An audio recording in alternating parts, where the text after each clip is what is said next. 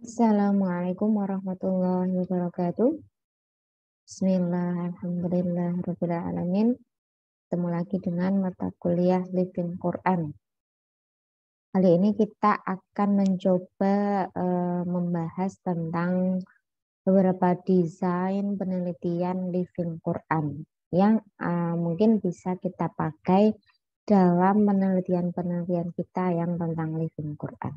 Jadi kita bisa melakukan penelitian Living Quran itu bentuknya yang apa saja. Baik, desain penelitian Living Quran seperti penelitian pada umumnya, penelitian itu ada yang sifatnya kualitatif dan kuantitatif ya. Perbedaannya bisa jenengan baca sendiri atau mungkin jenengan sudah bisa lihat di mata kuliah yang lain, mungkin metodologi penelitian dan lain sebagainya atau proposal penelitian. Dalam penelitian kualitatif di sini ada beberapa desain atau ada beberapa bentuk kajian yang bisa dilakukan oleh peneliti dalam meneliti sebuah Living Quran. Yang pertama adalah yang bersifat deskriptif analisis ya. Dari bahasanya kita sudah tahu ya, deskriptif mendeskripsikan dan analisis yang kemudian dianalisa. Tentu ini sudah kita bahas sebelumnya bahwa dalam sebuah penelitian itu ada objek materialnya dan ada objek formalnya. Nah, jadi ya bisa coro gampangnya atau coro kasarannya, deskriptif itu mendeskripsikan objek materialnya, kemudian dianalisa dengan objek formalnya. Karena ketika dalam penelitian dua hal ini tidak bisa dilupakan. Objek material pokok, objek formal pun juga pokok. Sebagai kacamata dari sisi mana sih kita mau melihat sebuah penelitian. Karena dengan berbeda kacamata nanti akan berbeda pula hasil penelitian. Jadi kalau kajian deskriptif analisis, nah itu adalah kajian yang difokuskan mengkaji satu kasus saja. Jadi misalnya studi kasus tentang tradisi hataman Al-Quran 40 hari di pondok pesantren mana. Atau tradisi apalagi tradisi pembacaan ayat-ayat Al-Quran tertentu pada kegiatan apa di pesantren apa gitu ya, atau resepsi atau pemaknaan dari sebuah ayat pada sebuah tradisi. Jadi yang dilihat dalam deskriptif analisis itu biasanya satu kasus atau satu tradisi gitu, satu tradisi. Jadi fokusnya jenengan ya hanya di tradisi itu dan di tempat itu gitu ya. Tahu dulu ada yang meneliti joget sholawat pada komunitas ini gitu. Yang diteliti ya komunitasnya itu aja gitu ya. Ada apalagi lah banyak ya, penggunaan ayat-ayat sebagai misalnya penggunaan ayat sebagai syifa atau sebagai ruqyah pada mana gitu, pada biasanya yang melakukan ruqyah itu siapa dia misalnya ya itu, atau dari sebuah media sosial misalnya kajian Al-Quran dari YouTuber siapa atau kiai siapa yang ditayangkan pada YouTube channel apa gitu. Nah, jadi satu tradisi, satu tempat, satu lokasi, nah itu bisa diteliti dengan desain ini, descriptive analysis. Namanya descriptive analysis tentu di dalamnya ada gambaran deskripsi sebuah tradisi, mendeskripsikan tradisinya dulu. Jadi tradisinya ini bagaimana? Mulai sejarahnya, mulai ya kayak kita 5W1H gitu ya. What we who, what, when, where, itu udah semuanya ya, how. Jadi ada pertanyaan basic tentang tradisi ini, menggambarkan sebuah tradisi bukan dari kacamata kita sebagai peneliti, tapi ya apa adanya tradisi itu. Jadi bisa wawancara dengan para pelakunya atau yang melakukannya gitu ya. Jadi tradisi itu bisa dideskripsikan mulai dari awal permulaannya misalnya tahlil. Ayat-ayat Al-Quran yang dipakai dalam tahlil pada masyarakat ini. Jadi mulai dari tahlil membaca apa itu didiskusikan, kemudian membaca apa berapa kali, biasanya ditambah dengan apa namanya mulainya terus sambil mulai itu dalam keadaan duduk atau berdiri. Ya, kemudian ditambah deskriptif masyarakat yang melakukan living Quran atau pelakunya. Jadi setelah tradisi kemudian pelaku. Jadi kadang dalam tradisi tahlilan itu ada penentuan berapa orang yang diundang. Terus sajiannya apa. Jadi ya bisa kita pakai istilahnya fenomenologi gitu ya. Jadi menjelaskan sesuatu ya fenomenanya itu bukan dari kacamata kita. Nah, kita dalam mendeskripsikan tradisi dan masyarakat sekitar kita tidak boleh memasukkan kacamata kita di sini gitu karena masih tataran deskriptif. Jadi lagi mendeskripsikan. Nah, kita ndeloke mungkin mereka baca ini karena ini. Itu belum boleh ya. Jadi ya memang dari masyarakatnya, dari sebuah tradisi itu. Nah, kemudian setelah kita tahu dari sebuah tradisi ini baru kita telusuri landasan Al-Qur'annya itu apa gitu ya. Kalau untuk memasukkan ini sebagai living Quran ya. Karena kajian living Quran ataupun living hadis itu starting point-nya harus jelas. Jadi meskipun yang dilihat adalah tradisinya, tapi cantolan tradisi itu harus ada dari Al-Quran maupun hadis. Kalau living hadis ya, kalau living Quran ya dari Quran. Jadi landasan Al-Quran yang didapatkan peneliti dari masyarakat yang melakukan atau yang mengindikasikan landasan tersebut tapi berdasarkan hasil survei lapangan. Jadi gini.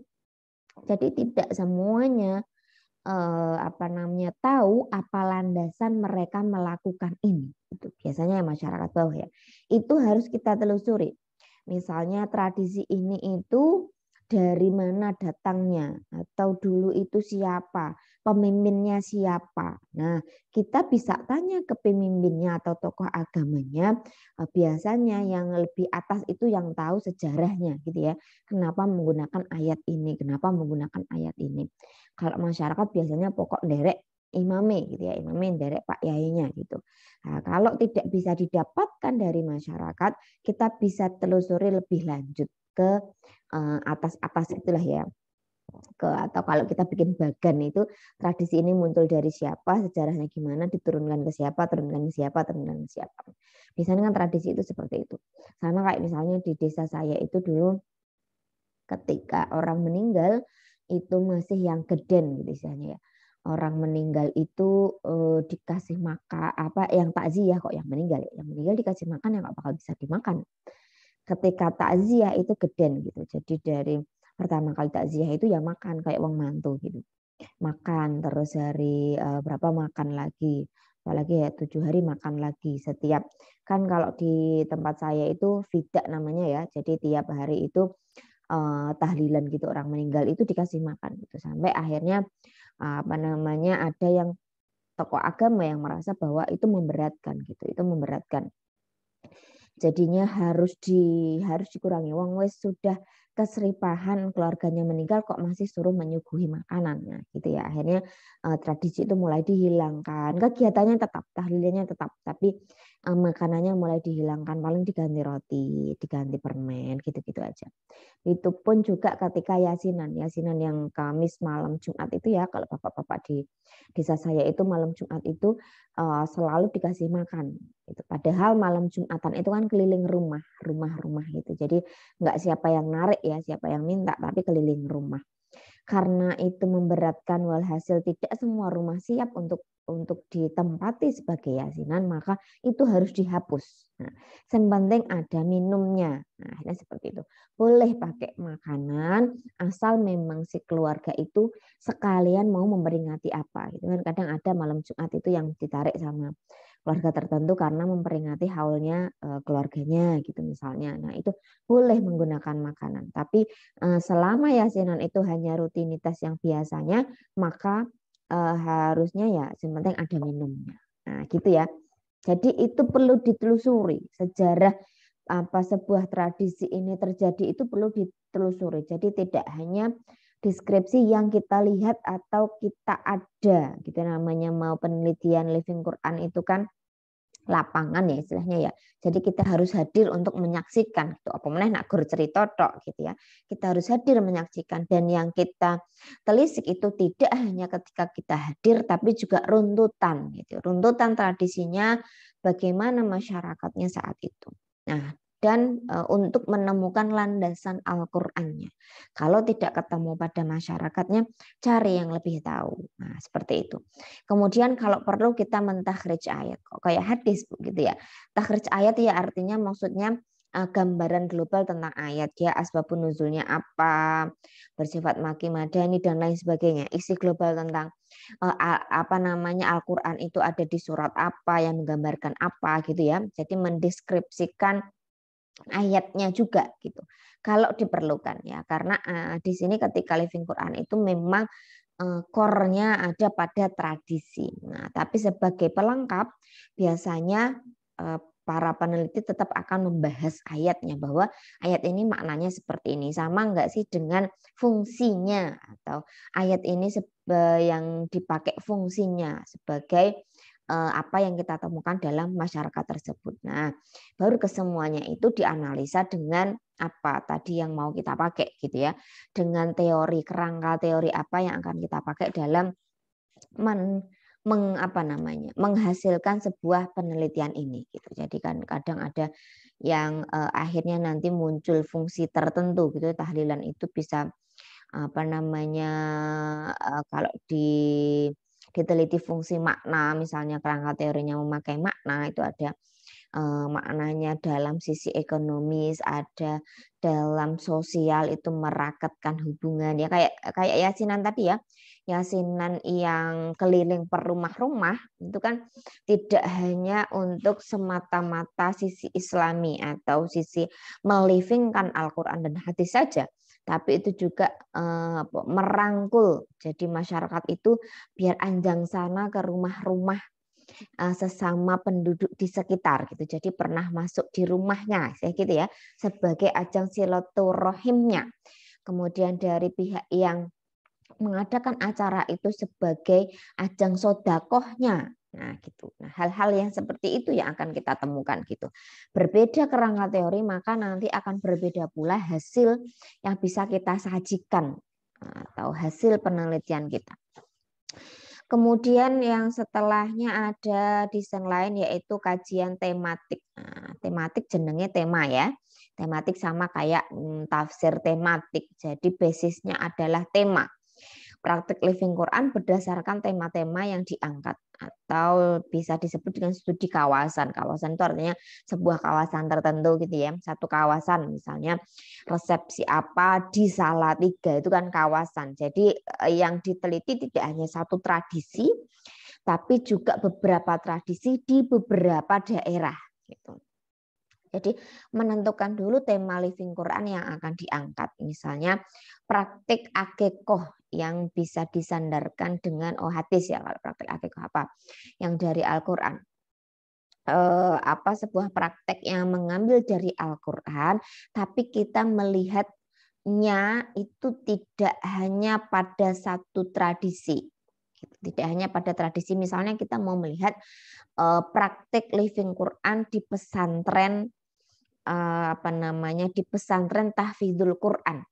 Nah, praktek Living Quran itu kan masih luas ya. Jadi tidak pada misalnya tadi ya, praktek hataman 40 hari Al-Quran pada santri tahfidz di pondok pesantren ini. Itu kan satu tradisi. hataman 40 harinya saja. Tapi kalau lebih luas lagi kita bisa pakai tematik, misalnya praktek living Quran pada Ma'had Al-Jami'ah misalnya. Kita bisa melihat living Quran yang ada di Majami'ah itu apa aja.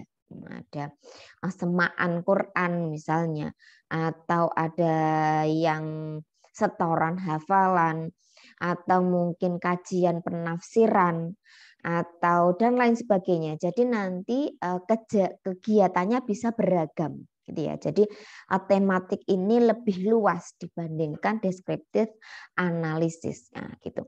Jadi menentukan dulu tema yang mau diangkat pada penelitian, kemudian menentukan dan memastikan lokasi penelitian. Jadi apakah di lokasi penelitian itu memang ada yang mau kita sasar gitu ya. Kemudian identifikasi living Quran dalam sebuah objek penelitian. Nah, jadi mengidentifikasi apakah objek material kita tadi memang sedang melakukan living Quran atau tidak. Jadi nanti living Qurannya hasilnya bisa banyak gitu ya. Jadi praktek living Qurannya misalnya di Ma'had Al-Jami'ah itu bisa banyak gini dan itu kalau mau dideskripsikan lagi gitu ya. Kemudian baru analisa tematik yang akan memunculkan sebuah hasil yang besar. Tema ini itu dilihat dari komunitas ini itu hasilnya apa saja. Nah, itu seperti itu ya tematik. Jadi kalau tematik ya memang basisnya tema, hampir sama dengan deskrip ya, bukan hampir sama ya, tapi stepnya dia objek materialnya dia lebih banyak gitu, komunitasnya lebih banyak. Nah, misalnya kalau di sebuah daerah ya berarti di daerah itu ada beberapa praktik living Quran yang bisa kita angkat. Jadi tidak hanya satu saja gitu ya. Nah, karena kajiannya kita adalah tematik. Kemudian yang selanjutnya ada komparatif. Nah, dari definisinya kita tahu komparatif ya berarti mengkomparasikan, gitu, mengkomparasikan. Jadi perbandingan antara dua model living Quran atau komparasi living Quran dengan budaya lainnya yang serupa, tapi tidak dilandasi dari living Quran. Gitu. Misalnya ada penelitian di nah kalau komparatif hampir sama kayak tematik ya, satu tema diteliti dari beberapa tempat. Tapi kalau tematik itu satu lingkup ini itu kita menghasilkan apa dalam tema. Jadi objeknya bisa banyak, tapi komparatif kalau komparatif daerahnya gitu bisa berbeda ya. Lokasi penelitiannya bisa berbeda, tapi biasanya dibatasi, misalnya cuma 2 atau 3 gitu yang itu disebutkan dari awal. Jadi komparasi antara lokasi ini, dan lokasi ini gitu. Misalnya ada penelitian yang menggunakan sebuah ayat dalam pelang atau biasanya kalau mau masuk pintu gerbang itu ada gapura ya, gapura itu. Nah, ada beberapa universitas yang memakai ayat itu, sama di universitas ini pakai ayat itu, universitas ini ayat itu gitu. Ketika masuk gerbang gitu. Nah, itu bisa diteliti mengkomparasikan apakah spiritnya yang landasannya motifnya menggunakan ayat itu sama dengan kedua hal ini atau tidak. Nah, itu 2 model living Quran. Atau komparasi living Quran dengan budaya lainnya. Jadi misalnya kita biasanya memberikan sedekah misalnya. Jadi ada budaya yang bersedekah gitu ya, atau ketika anak yatim gitu. Kalau yatim biasanya living hadis ya. Jadi apa yang bisa mengambil pemaknaan dari Al-Quran. Misalnya saja yang berhubungan dengan pengambilan spiritnya dari misalnya kita memakai sebuah pemaknaan terhadap sebuah ayat gitu ya. Misalnya tentang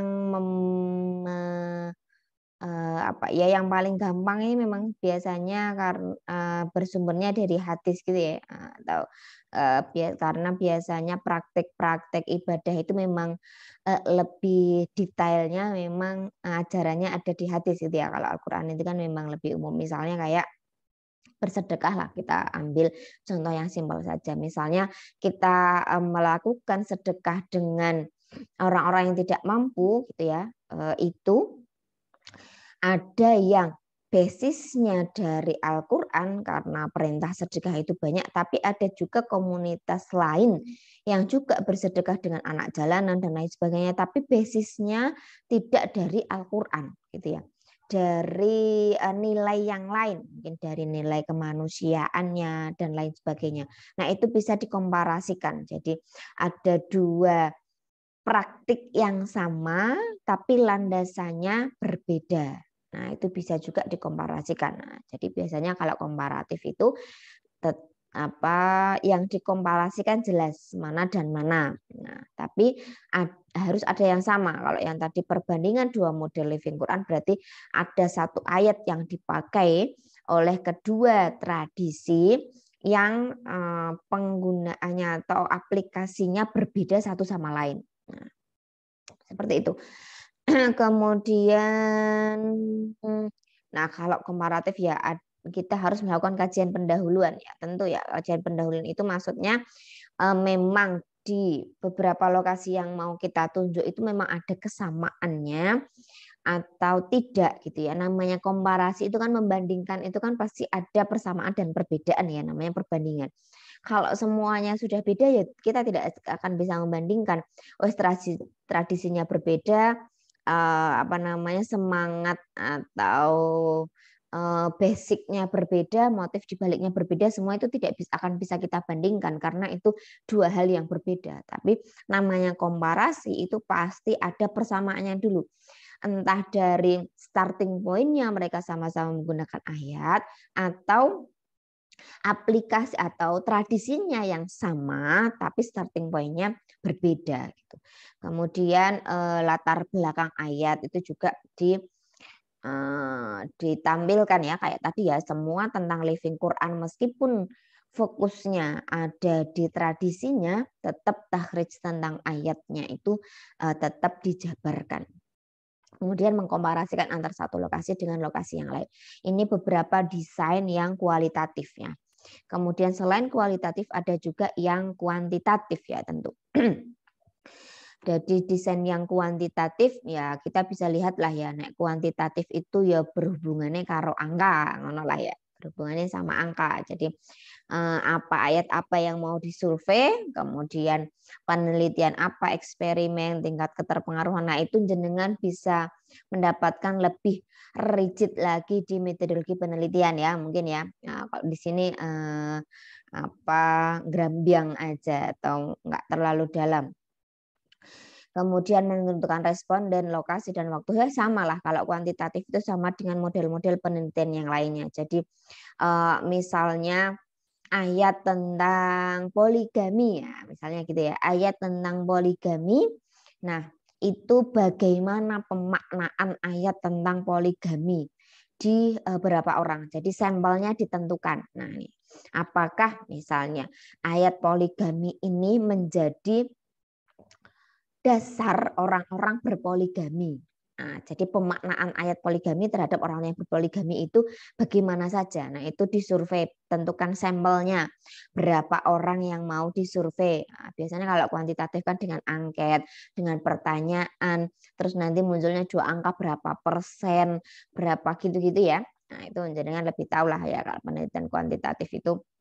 Nah, kemudian metodenya juga memastikan ketepatan metode semua ya, dalam semua penelitian itu metode yang digunakan itu harus cocok gitu. Jadi ada instrumen penilaiannya. Jadi ini jawaban ini itu poinnya berapa kan, nanti kalau kuantitatif memang dengan angka, dengan persentase-persentase gitu ya. Nah, atau keterpengaruhan ayat-ayat jihad terhadap jihadis itu ya, orang-orang yang melakukan jihad misalnya ya. Jadi itu namanya juga keterpengaruhan, tingkat tingkat keberhasilan ayat ini di ayat ini ya itu kan bisa dilihatnya tingkat keberhasilannya berapa persen kan gitu ya. Jadi biasanya itu dengan angket wawancara apakah ayat ini dengan ini itu kan biasanya gitu ya dari sampel. Jadi nanti hitungan-hitungan itu. Jadi harus ada sampel yang jelas berapa orangnya itu harus ada jelas. Terus instrumen penilaiannya, angket wawancara misalnya penilaian ini nanti dinilainya berapa dan lain sebagainya. Nah itu untuk kuantitatif. Jadi ya jenisnya sama kayak kuantitatif yang lainnya. Hanya sekali lagi kalau Living Quran berarti dasarnya adalah Living Quran. Itu kemudian kalau langkah-langkah penelitian ini globalnya ya merumuskan masalah yang akan menjadi latar belakang penelitian. Jadi ketika mau melakukan penelitian tentu harus ada masalahnya dulu. Jadi rumusan masalah itu memang pertama gitu ya. Rumusan masalah ini itu dijabarkan nanti penelitian ini apa sih yang melatar belakangi kita bisa merumuskan masalah ini gitu. Jadi latar belakang ya kalau di tulisan memang latar belakang terus kita persempit dengan rumusan masalah gitu. Tapi secara real kan basicnya adalah kita menemukan masalah dulu kan. Ini ada masalah di sini. Nah, baru kita jabarkan latar belakang akhirnya kita bisa menyimpulkan bahwa dalam objek penelitian yang mau kita teliti itu memang ada masalah gitu. Masalah di sini itu ya bisa problem akademik ya, bukan masalah masalah yang bisa diakademikan, misalnya gitu ya. Ada masalah yang memang itu bisa kita ilmiahkan. Kemudian menyusun kerangka berpikir untuk mengajukan hipotesis ya, kerangka berpikir hipotesis atau kesimpulan sementara atau kerangka teoritik, nah itu ya. Ya ini secara umum saja. Kemudian menguji apakah hipotesis yang kita lakukan atau misalnya menguji hipotesis ya pada tataran menguji hipotesis biasanya kan gini. Ketika kita melakukan penelitian, kita pasti sudah menduga, oh ini mungkin karena keterpengaruhan bacaan ayat ini, misalnya poligami itu tadi ya, misalnya kita mau meneliti poligami, mungkin orang-orang berpoligami itu dasarnya adalah ayat-ayat yang memperbolehkan poligami. Mungkin itu kan hipotesa kita sementara. Nah, dalam pengujian hipotesa disinilah proses penelitian kita itu berjalan. Jadi apakah hipotesa kita, apakah dasarnya mereka melakukan poligami itu hanya dari ayat itu atau banyak lagi motif dibaliknya. Nah, itu dalam pengujian hipotesis. Nah, hipotesis kita salah itu nggak masalah gitu ya, karena namanya hipotesa atau hasil sementara gitu ya. Nanti kalaupun berbeda dengan kesimpulan itu sama sekali tidak masalah gitu ya. Yang penting adalah kesimpulannya yang bisa kita dapatkan dari melihat langsung objek penelitian dan menggunakan objek formalnya gitu ya. Objek material kita teliti dengan menggunakan kacamata objek formal atau menggunakan kacamata teori yang kita pakai. Jadi ketika teori sudah bisa masuk ke dalam sebuah objek material, maka nanti ya kesimpulannya itu yang menjadi bahan yang menjadi hasil penelitian kita. Jadi itu berbeda dengan kesimpulan pertama itu tidak masalah karena kesimpulan pertama itu kita dapatkan dari praduga. Kita belum masuk ke dalam komunitas itu, kita hanya melihat, kita hanya mendengar, tapi kita belum masuk, belum pernah wawancara, belum pernah terlibat langsung, maka kita hanya punya hipotesis. Nah, kira-kira itu singkat saja untuk yang kali ini ya. Semoga yang sedikit ini bermanfaat. Kurang lebihnya mohon maaf. Wassalamualaikum warahmatullahi wabarakatuh.